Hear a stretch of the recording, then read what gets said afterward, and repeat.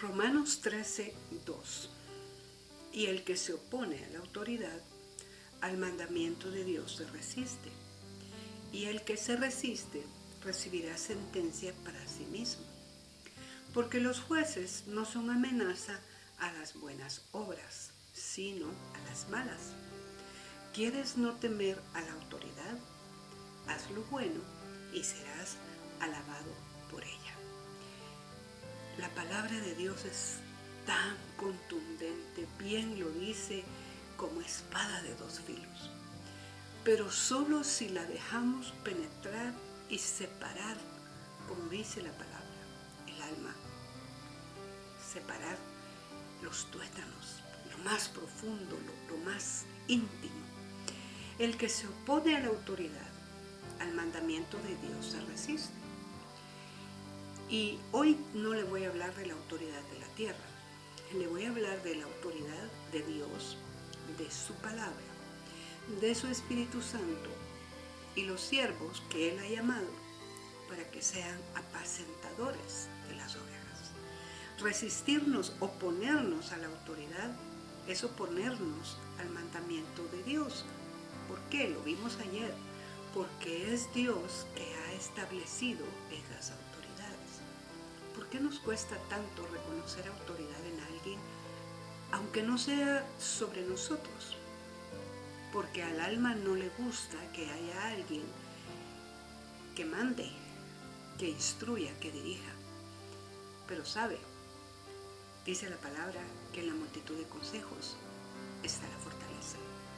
Por eso Dios, que conoce y dice también la palabra que sabe que somos polvo, nos da su palabra para que nos dirija cada día, su autoridad en la palabra, su autoridad delegada en los ministros, en los siervos. Por supuesto que tenemos que tener discernimiento que venga de parte de Dios y no que sea un autoritarismo ya humano. Por eso tenemos que internarnos en la palabra para conocer el carácter de Dios, cómo Él obra. Entonces, oponernos a la autoridad es resistir al mandamiento de Dios. Y claro, todo lo que sembramos más adelante lo vamos a cosechar. Y el que se resiste, dice, recibirá sentencia para sí mismo. Nadie tiene que sentenciarnos. Nuestro propio corazón nos hace saber que no hicimos lo correcto, que no estuvimos en obediencia. Yo tengo en mi interior la necesidad de ser obediente a Dios porque no lo fui con mis padres biológicos. Sé que los entristecí muchas veces, muchas más de las que hubiera deseado. No tenía entendimiento. Sabía la diferencia entre lo bueno y lo malo, pero yo era todo lo contrario. A dónde va la corriente, yo iba al contrario. Entonces, para mí, obedecer a Dios es muy importante. Quiero que Él se agrade de tener una hija que no es perfecta, pero que busca obedecerle. Entonces, cuando yo voy a pedir consulta con un médico, ese médico es una autoridad. Voy a obedecerle, porque Dios va a usar ese conocimiento para ayudarme. Pero si yo me opongo a esa autoridad, voy a tener una sentencia, voy a seguir enferma, voy a seguir indispuesta, voy a seguir con alguna situación que no me guste. Luego dice, porque los jueces no son amenaza a las buenas obras, sino a las malas. ¿Quieres no temer a la autoridad? Haz lo bueno y serás alabado por ella. ¿Por qué tenemos temor a la autoridad?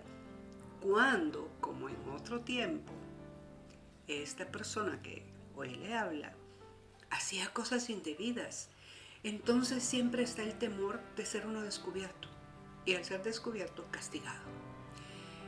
Bendigo a Dios que me dio esta convicción y ya no temo a ser castigada. Amo ser corregida, ser instruida y reconocer las autoridades que Dios ha puesto para mi bien. Porque entonces termina diciendo el verso 3, haz lo bueno y serás alabado por ella. ¿Por quién? Por la autoridad. Todo esto es por nuestro propio bien, para que tengamos paz y nuestro camino de comunión con el Señor se mantenga sin estorbos.